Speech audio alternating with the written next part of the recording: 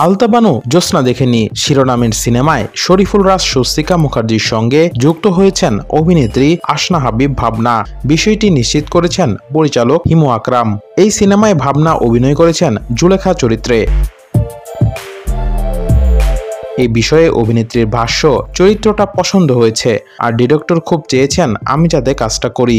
যখন কোনো ডিরেক্টর চরিত্রের দাবি থেকে আমাকে এভাবে চান, সেটা শিল্পী হিসেবে সম্মানের। এছাড়া স্বস্তিকা মুখার্জি ও শরীফুল রাজ আমার পছন্দের অভিনেতা। শুটিং সেটে তাদের সঙ্গী হওয়ার জন্য মুখিয়ে আছি।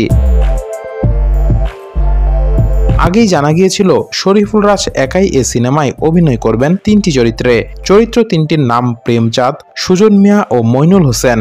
এটা আসলে এক মানুষের 3টি রূপ, একটার সঙ্গে আরেকটার মিল নেই কোনো। 3 সময়ের গল্প নিয়ে নির্মিত হতে যাচ্ছে এই ডার্ক থ্রিলার।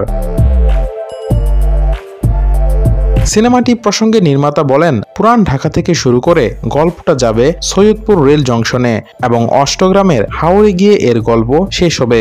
যেহেতু 3টা সময়কে দেখানো হবে, সে অনুযায়ী গল্পের হিরোর লুকেরও কিছু বিষয় পরিবর্তনের ব্যাপার আছে।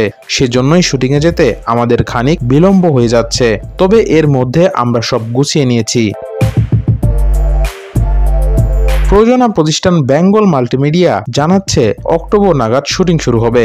এই সিনেমায় আরও অভিনয় করবেন মামুনুর রশিদ, সালাউদ্দিন লাবলু, ইরিশ জাকের, মিহি আহসান, আরফান মৃধা শিবলু, ইলোরা গহর, মুকিত জাকারিয়া সহ প্রমুখ।